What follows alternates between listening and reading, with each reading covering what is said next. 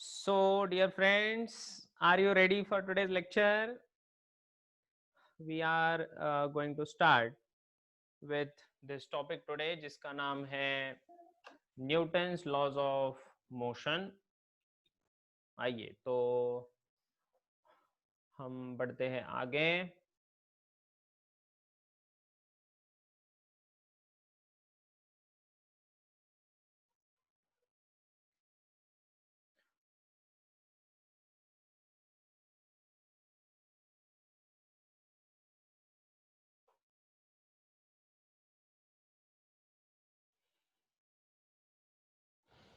Right. So, I think all of you are ready, and all of you must have given yesterday's exam. कुछ लोगों ने नहीं दी होगी because somewhere new. So कोई बात नहीं. तो चलिए आज इस पर्टिकुलर टॉपिक को हम चालू करने जा रहे हैं. सब लोग ध्यान दीजिए. न्यूटन्स लॉज ऑफ मोशन ये एक बहुत ही इम्पोर्टेंट टॉपिक है फिजिक्स का.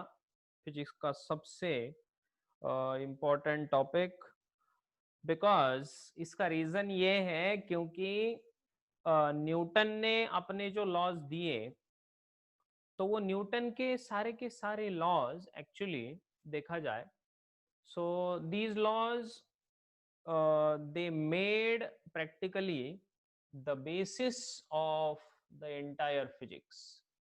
एंटायर फिजिक्स का पूरा जो बेसिस बनाया वो न्यूटन्स लॉज ऑफ मोशन ने ही बनाया है.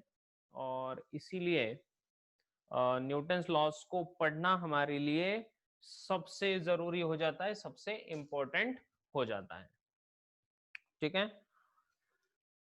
तो Newton and Galileo Galilei, so these were the two giants in physics. Physics का जो डिस्कवरी था, तो इसको सबसे जो इम्पोर्टेंट रोल निभाया इसमें वो निभाया sir Isaac Newton and Sir Galileo Galilei, and therefore we really respect them a lot. ये दो सबसे इम्पोर्टेंट पर्सनैलिटीज हैं इन फिजिक्स. ठीक है. In fact Newton is also called as father of physics. Newton को फादर ऑफ फिजिक्स कहा जाता है. ठीक है. तो आइए मेरे साथ आज हम force and laws of motion, so specially Newton's laws of motion के बारे में पढ़ेंगे. क्या आप तैयार हैं? Yes, sir. Okay. Yes, sir. Let's go ahead. Here we go guys and girls.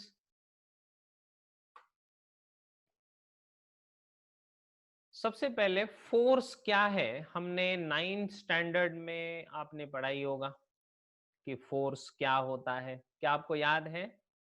हमने 9th स्टैंडर्ड में इसको पहले पढ़ा भी है कि फोर्स का मतलब होता है या तो पुश या फिर पुल. अगर किसी चीज को आपको एक जगह से दूसरी जगह पर अगर लेके जाना है, तो हमें क्या करना होता है? उसको पुश करना होता है या फिर उसको खींचना होता है, पुल करना होता है. ओके.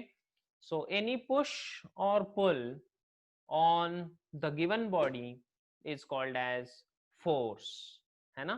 तो उसको क्या कहा जाएगा? उसको फोर्स कहा जाता है. सो दिस वी नो, है ना, कि फोर्स का मतलब होता है कि जब हम किसी बॉडी को डिस्प्लेस करते हैं एक जगह से लेकर दूसरी जगह पर, तो ऐसे पुश को या पुल को कहा जाता है force. Right. This we know. उसी के साथ ये पुश और पुल अलग अलग सिचुएशंस में ऐसे देखा जाता है ना. जैसे मान लो आपने ये पुली है, इस पुली के एक साइड में यहाँ पर ऐसे दो ब्लॉक्स लगाए गए हैं और पुली के दूसरे साइड से आप इस रस्सी को ऐसे खींच रहे हो, है ना, पुल कर रहे हो आप. तो इस तरह से आप यहाँ पर फोर्स लगा सकते हो। उसी तरह से यहाँ पर सेकंड केस में बोलो, ये हाथ में, सेकंड केस में यहाँ पर हाथ में एक डब्बा रखा हुआ है, there is a box, this blue colour box, इसमें पुश हम कर रहे हैं या पुल कर रहे हैं, बोलो कौन बोलेगा? पुश पुश कैसे? पुश पुश कैसे बोलो? पुश सर वो ग्रेविटी के अगेंस्ट हम उसे उठा रहे हैं ना। शाबाश, वेरी गुड, ग्रेट। चलो ये इस केस में बोलो, ये हाथ में हमने क्या कर दिया, यहाँ पर इसको दबा कर रखा है, इसको दबाया हमने, दोनों हाथों के बीच दबाया, क्या है, पुश या पुल? पुश पुश है, वेरी गुड। जब हम दो हाथ एक दूसरे के साथ ताली बजाते हैं, मच्छर को मारते हैं, तो क्या है? पुश शाबाश, पुश राइट, यस। कैरम में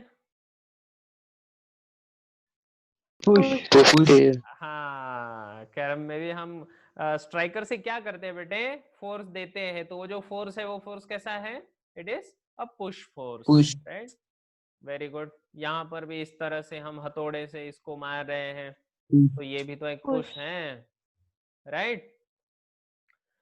तो इसी तरह हम देखते हैं कि जब force, when your force is actually applied on any object, जब फोर्स किसी भी ऑब्जेक्ट के ऊपर अप्लाई होता है, तो उसकी वजह से आपका body, a body at rest can be moved by force. मतलब ये जो डब्बा है ये सो रहा था, इसको जब पुश कर दिया, जब इसको फोर्स दे दिया, तो ये अपनी जगह से आगे किसी दूसरे जगह पर चला जब जाता है, तो इसको पुश कहा जाता है। हम कहते हैं कि इसके ऊपर फोर्स अप्लाई हो गया, है ना, this is the effect of force. तो फोर्स के कारण क्या हुआ बेटा, फोर्स के कारण इस पर्टिकुलर बॉक्स का डिस्प्लेसमेंट हुआ, इस पर्टिकुलर बॉक्स का पोजीशन बदला, है ना। उसी तरह से अगर ये डब्बा, मान लो कि पहले से ये बॉक्स चल रहा था, और ये बॉक्स चल रहा था और हमने क्या कर दिया, इसको अचानक से रोक दिया, तो अगर इसको हम अचानक से रोक देंगे तो क्या होगा, the body in motion can be stopped bye a force, तो इसके ऊपर फिर से फोर्स अप्लाई करके हम इसको रोक भी सकते हैं। ऊपर वाले केस में और नीचे वाले केस में दोनों में अंतर है, ध्यान से देखो प्यारे बच्चों, ऊपर वाले केस में और नीचे वाले केस में अंतर है, क्या अंतर है, कौन बताएगा? मोशन के अपोजिट डायरेक्शन में इधर फोर्स लगाया गया है, और पहले हाँ बेटे, बिल्कुल सही है। ऊपर वाले केस में हम बॉडी को रेस्ट से लेकर मोशन में ला रहे हैं, रेस्ट मतलब सोया हुआ था उसको मोशन में लाया हमने, और दूसरे केस में मोशन में से उसको रेस्ट में ला रहे हैं। ये बात समझे? क्लियर? यस तो इसका मतलब we are changing the state of the object, we are changing the state of the object from rest to motion and motion to rest। ये सबसे इंपॉर्टेंट बात है, यहां पर आप नोट करके लिख लो, the effect of force is that, सबसे इंपॉर्टेंट चीज ये 9th स्टैंडर्ड में आपने पहले से पढ़ा हुआ है, लेकिन फिर भी यहां पर रिवाइज करना जरूरी है। तो यहां पर बेटे लिख लो आप, the effect of force is that it can bring body at rest into motion, write down, it can bring the body at rest, जो सो रही थी बॉडी उसको भगा सकता है, और जो भागने वाला है उसको रोक भी सकता है। तो फोर्स दोनों तरह से काम में आता है, या तो बॉडी को भगाने के लिए या तो बॉडी को रोकने के लिए, दोनों तरह से फोर्स काम कर सकता है। तो ये तो बहुत ही बढ़िया बात हो गई कि फोर्स दोनों काम कर सकता है। है ना। सो इफेक्ट ऑफ फोर्स में क्या लिखा हमने, effect of force is that it can bring the body at rest into motion and the body in motion at rest, both. ठीक है, वेरी गुड, यस। तो ये है इफेक्ट ऑफ फोर्स, ये तो हमें समझ में आ गया, है ना, राइट। क्या हम उसकी दिशा बदल सकते हैं? हाँ yes, sir. Body in motion, अगर कोई बॉडी मोशन में है तो क्या हम उसका दिशा भी बदल सकते हैं? हाँ, so we can change the direction of motion, तो ये भी फोर्स से पॉसिबल है। यहां पर देखिए, the body spring can be changed, compressed in its shape और size by the force। ये जो स्प्रिंग है इसका साइज हम चेंज कर सकते हैं, इसका शेप चेंज कर सकते हैं, है ना, इसको इलोंगेट भी कर सकते हैं, इसको कॉम्प्रेस भी कर सकते हैं हम। तो फोर्स के कारण सर वो पिछला सेंटेंस क्या था? ये वाला लिख लीजिए, द हाँ। Body in motion can be changed in its direction of motion by the force. तो ऐसे पूरा लिखने की जरूरत भी नहीं पड़ती, आप बस ऐसा शॉर्ट में लिखते जाइए। इन शॉर्ट कैसे लिख सकते हो आप कि किसी चीज अगर मोशन में है तो उसका डायरेक्शन बदलना है, तो बस चेंज द डायरेक्शन। फोर्स का इफेक्ट देख रहे हैं हम, पहला क्या देखा, रेस्ट से मोशन में लाएगा। किसी चीज को आप धक्का देते हो, है ना, जब आप किसी चीज को धक्का देते हो तो वो बॉडी रेस्ट से मोशन में आ जाती है, और कोई बॉडी मोशन में है, कोई भाग रहा है, तो आप उसको रोक भी सकते हो फोर्स लगाकर, है ना। तो बड़ा आसान है फोर्स को समझना। फोर्स क्या है, फोर्स का मतलब होता है या तो पुश या तो pull. So I will repeat once again, फिर से देखिए मैंने क्या कहा। सो आई सेड कि फोर्स का मतलब होता है या तो पुश करना या तो पुल करना। कितना आसान सा बात है ना। तो फोर्स क्या क्या कर सकता है, फोर्स के पास क्या पावर है ना, आखिर तुम कर क्या सकते हो। फोर्स को अगर पूछा जाए कि भाई क्या पावर है तुझ में, बता तू क्या क्या कर सकता है, तो फोर्स क्या बोलेगा, हाँ सर मैं किसी चीज को रेस्ट से मोशन में ला सकता हूं, जो चीज सो रही है उसको मैं भगा सकता हूं, और जो चीज भाग रही है उसको मैं रोक सकता हूं। दो चीजें हो गई। तीसरा चीज हमने क्या बोला, वो किसी मोशन में जो चीज है उसका डायरेक्शन बदल सकता है ना। तीसरा चीज क्या हुआ, वो दिशा बदल सकता है किसी चीज का। बहुत बढ़िया, तो फोर्स किसी भी चीज का दिशा बदल सकता है, ये बात हो गई। और अब इसके बाद हमने कहा कि वो शेप और साइज को बदल सकता है। फोर्स के कारण चौथा चीज क्या होगा, चौथा चीज ये होगा कि फोर्स किसी भी चीज का शेप या फिर साइज बदल सकता है। और इसी कारण हम कहेंगे द यहाँ पर जो स्प्रिंग है बेटे, ये स्प्रिंग का एग्जाम्पल दे दिया हमने। तो ये स्प्रिंग में क्या हो रहा है, यहाँ पर इस स्प्रिंग को आप खींच सकते हो फोर्स लगाकर, या फिर इसी स्प्रिंग को आप कॉम्प्रेस भी कर सकते हो फोर्स लगाकर। तो इसका मतलब आपके फोर्स का काम ये हुआ कि वो चेंज कर रहा है शेप को या फिर साइज को। क्या ये सबके समझ में आया बेटे? Is it clear? इस तरह से आप यस सर। के फोर्स अलग अलग कामों में हमें मदद करता है। बहुत बढ़िया। तो देखिए मैंने पूरा लिस्ट बना लिया यहाँ पर कि फोर्स क्या क्या कर सकता है। तो देखो फोर्स क्या क्या कर सकता है। पहला चीज, force can move the stationary object, मतलब जो सो रहा है उसको भगा सकता है। दूसरा, a force can stop sir moving body. जी बोलो। क्लियर क्लियर नहीं, पूरा नहीं दिख रहा है स्क्रीन। क्या दिख रहा है आपको?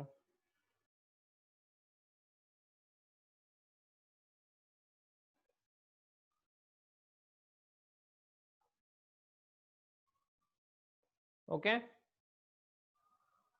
so the force can change the speed of a moving body, है ना, उसका स्पीड चेंज कर सकता है, उसका डायरेक्शन बदल सकता है, उसका शेप और साइज बदल सकता है, तो इतने सारे काम फोर्स कर सकता है, राइट। सो ये हमने अब तक पढ़ा, ठीक है। तो इसीलिए हम कह रहे हैं, यहाँ पर नीचे देखिए, हमने सारे के सारे चीजों को एक सेंटेंस में डाल दिया। मैंने क्या कर दिया, ये लिखने की जरूरत नहीं है बेटे, ये फोर्स का जो डेफिनेशन यहाँ पर लिखा है इसको लिखने की जरूरत नहीं है, बस मैं आपको रिवाइज करा रहा हूँ।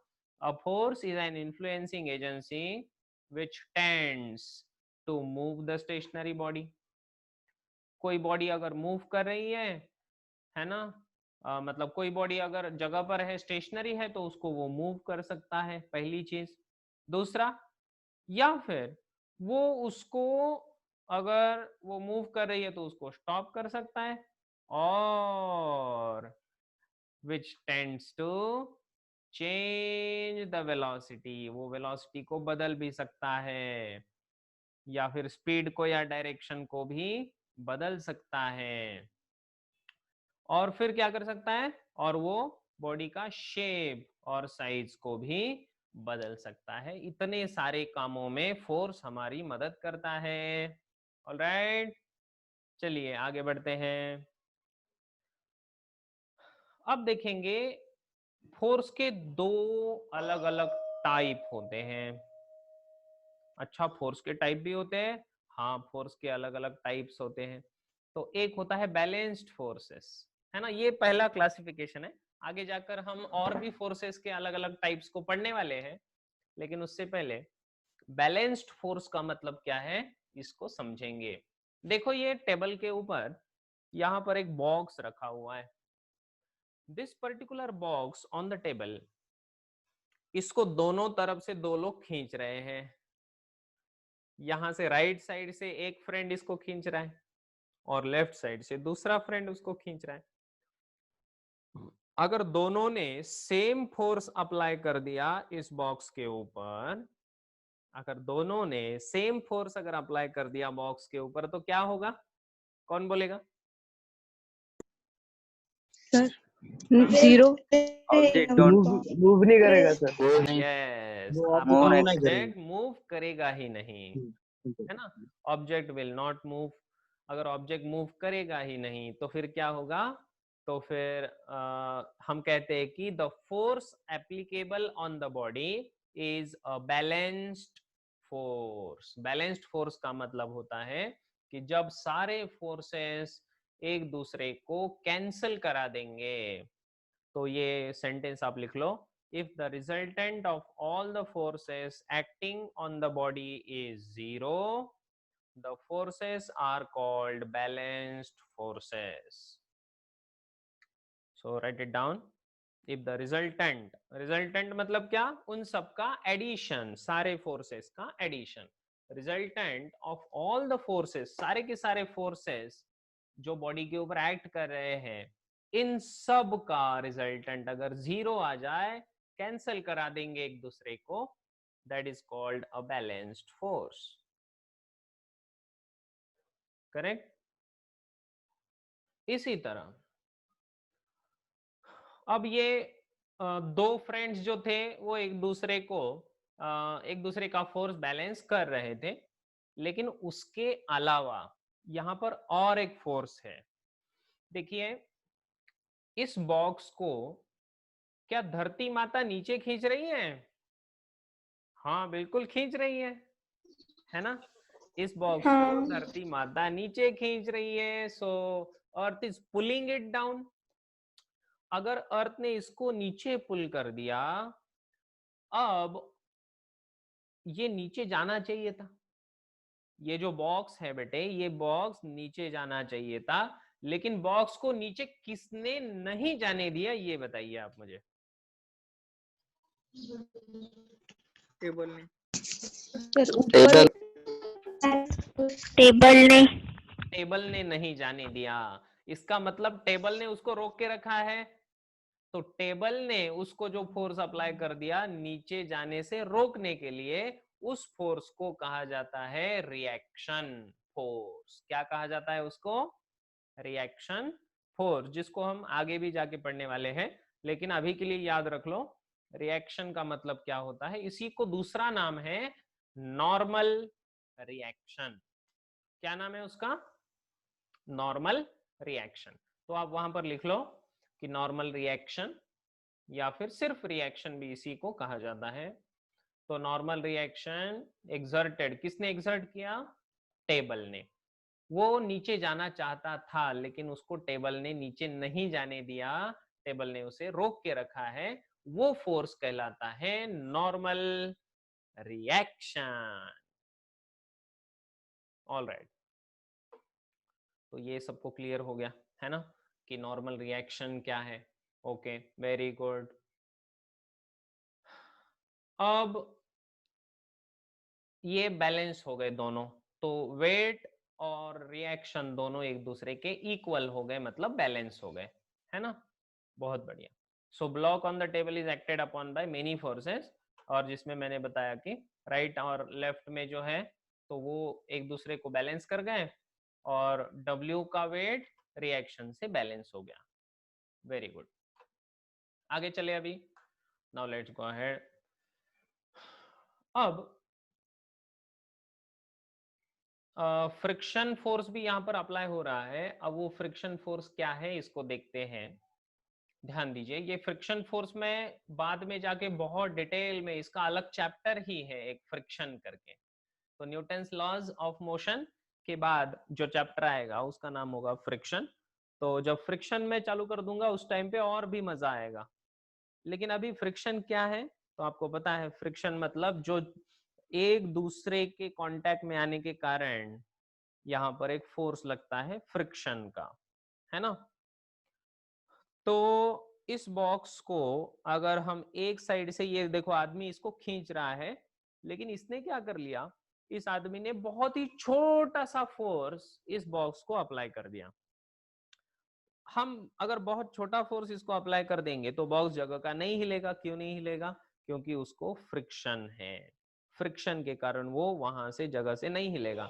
धीरे धीरे धीरे धीरे धीरे धीरे जब आप फोर्स को बढ़ाएंगे, ये आदमी जो इसको खींच रहा है, अगर इसने अपना फोर्स धीरे धीरे धीरे बढ़ाया और अब फोर्स इतना ज्यादा हो गया कि वो फ्रिक्शन के मैक्सिमम फोर्स से ज्यादा है, तो फिर बॉक्स मूव कर जाएगा। लेकिन तब तक बॉक्स मूव नहीं करेगा जब तक उसको फ्रिक्शन पीछे की तरफ लग रहा है। ये समझ में आया? इसी को फ्रिक्शन कहा जाता है, और ये फ्रिक्शन हम आगे जाके बहुत डिटेल में पढ़ने वाले हैं। ठीक है, तो इसलिए आप इसमें से कुछ भी मत लिखना, कुछ लिखने की जरूरत नहीं है, बस इतना लिखना कि friction is also acting on the body. ठीक है, फ्रिक्शन को अलग से समझाने वाला हूं आगे जाकर। तो ये बैलेंस्ड फोर्सेस सबके समझ में आ गए? Is it okay?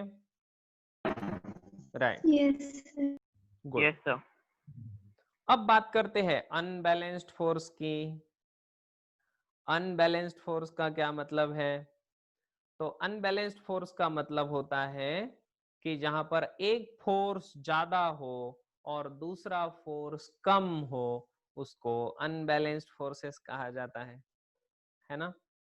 तो इधर ये लिखा है, ये ऊपर वाला सेंटेंस सब लोग लिख लेना, सबसे इंपॉर्टेंट है। बाकी ये सब लिखने की जरूरत नहीं है आपको, मैं ये एक्सप्लेन कर दूंगा।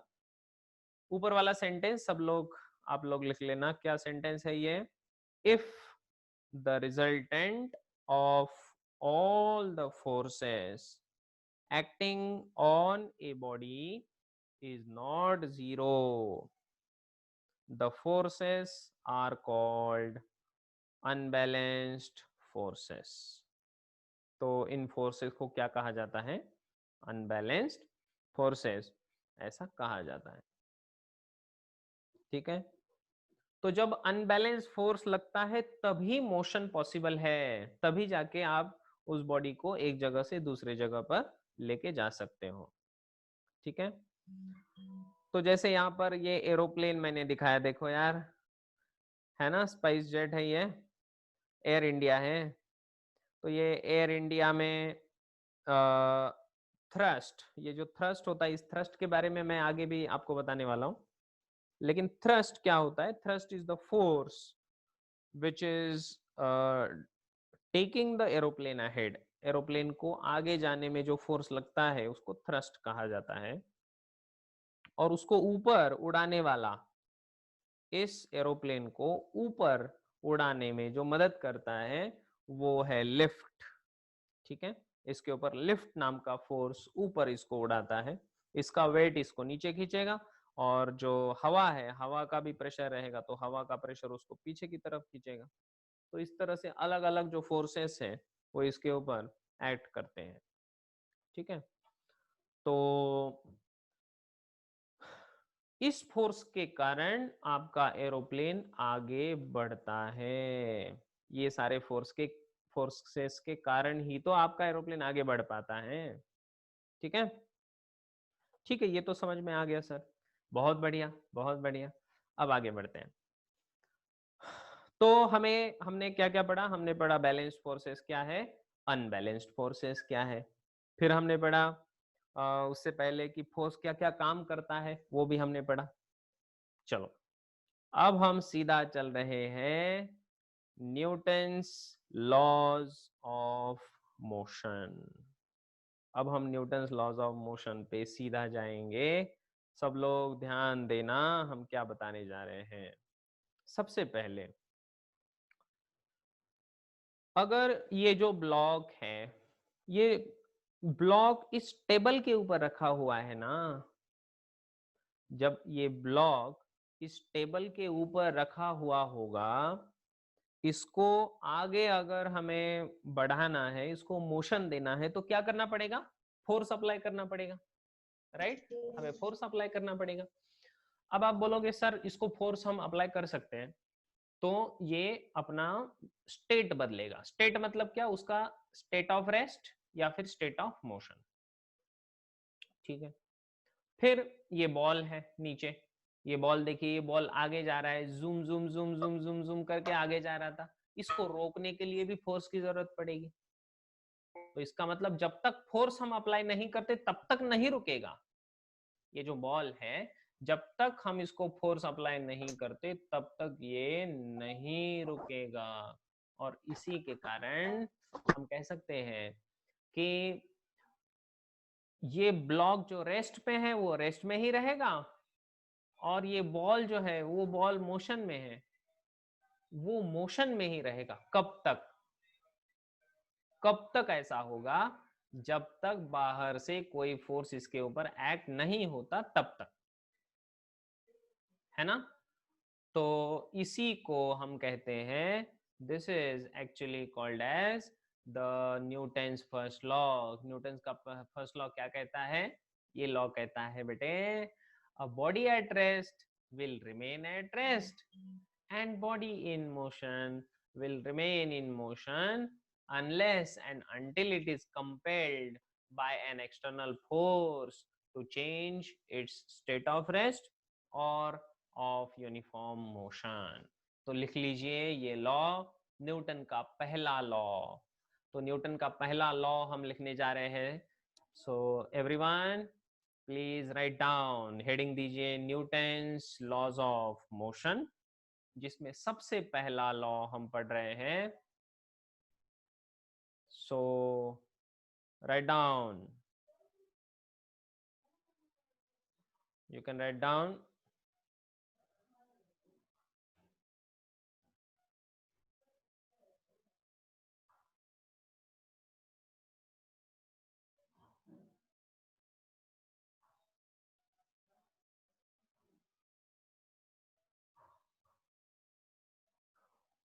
The body at rest will remain at rest, सबसे नीचे लिखा हुआ है, ओके, येलो कलर में।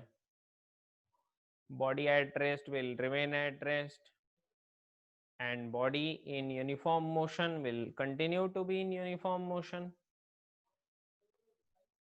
unless and until it is compelled by an external force to change its state of rest or of uniform motion. Motion. This is Newton's first law of motion. हो गया लिख के?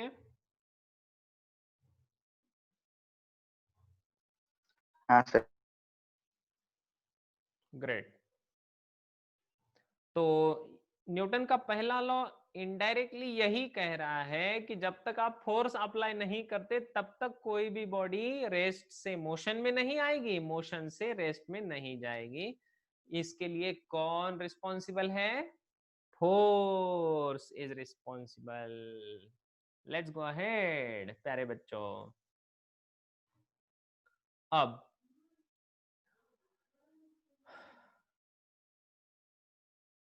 ये पूछ रहे हैं कि 10th की डेफिनेशन चलती नहीं क्या सर? 10th की डेफिनेशन मतलब क्या होती है? 10th की डेफिनेशन यही तो है, न्यूटन का लॉ इसी तरह ही तो डिफाइन होता है ना? राइट। अब हम पढ़ने जा रहे हैं, इसी को हम लॉ ऑफ इनर्शिया भी कहते हैं। तो ये लॉ ऑफ इनर्शिया एक्चुअली क्या होता है इसको देखते हैं। देखिए, इनर्शिया का मतलब होता है कि ये जो ऑब्जेक्ट्स हमारे मूव कर रहे थे, ये कैरम में देखिए, अगर हमने इसको फोर्स नहीं दिया तो ये बदलेंगे नहीं। जैसे स्टूडेंट कम्युनिटी होता है ना? विद्यार्थी लोग क्या करते हैं? विद्यार्थी लोगों को जब तक पेरेंट्स या फिर टीचर्स डंडा लेके पीछे नहीं लग जाते तब तक हम सुधरेंगे नहीं। ये मोटो होता है बहुत सारे लोगों का। क्यों भाई, ऐसा होता है ना? तो आप लोग पढ़ाई तब तक नहीं करते जब तक कोई आपके पीछे नहीं पड़ जाता, है ना? तो कभी माँ पड़ जाती है पीछे, कभी पापा जी पड़ जाते हैं, कभी टीचर पड़ जाते हैं, है ना, कि आपको ये करना ही करना है। तो इसी तरह इनर्शिया जो प्रॉपर्टी है, इनर्शिया का मतलब होता है अंदरूनी एक अपोजिशन, चेंज होने में जो अपोजिशन है। अपोजिशन मतलब अंदर से करने की इच्छा नहीं है, उसको इनर्शिया कहा जाता है। तो क्या ये इनर्शिया वस्तुओं में है? हाँ, वस्तुओं में है। कौन सा इनर्शिया है? तो हम कहते हैं इनर्शिया ऑफ रेस्ट और इनर्शिया ऑफ मोशन। इनर्शिया का मतलब है कि अपना स्टेट ना बदलने की टेंडेंसी। अगर मैं रेस्ट में हूं, अगर सो रहा हूं तो सोते ही रह जाओ, ऐसा टेंडेंसी है, बदलने का नहीं, बदलने का नहीं। इसको कहा जाता है इनर्शिया। इनर्शिया मतलब बदलने का नहीं वाला प्रॉपर्टी, है ना? Yes. So yes Madhavi, that is correct, that it is the tendency to oppose the change in its state. हाँ साक्षी बोलो।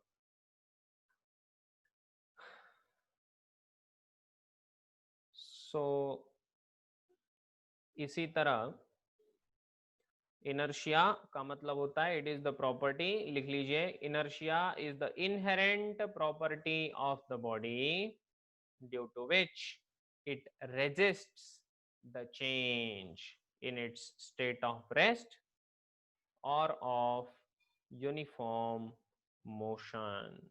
इनर्शिया के कारण बॉडी अपना स्टेट बदलना नहीं चाहेगा, है ना? इनर्शिया के कारण कोई भी बॉडी अपना स्टेट एक स्टेट से दूसरे स्टेट में बदलना नहीं चाहेगा। इसी को हम कहते हैं इनर्शिया। तो ये ऐसा प्रॉपर्टी है, ठीक है? तो इसके दो पार्ट होते हैं इनर्शिया के। इनर्शिया कितने टाइप का है? Inertia is of 2 types, right?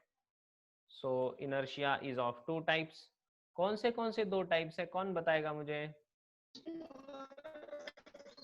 inertia in motion, inertia in rest. हाँ, inertia of rest and inertia of motion. ये सर, हाँ बोलो।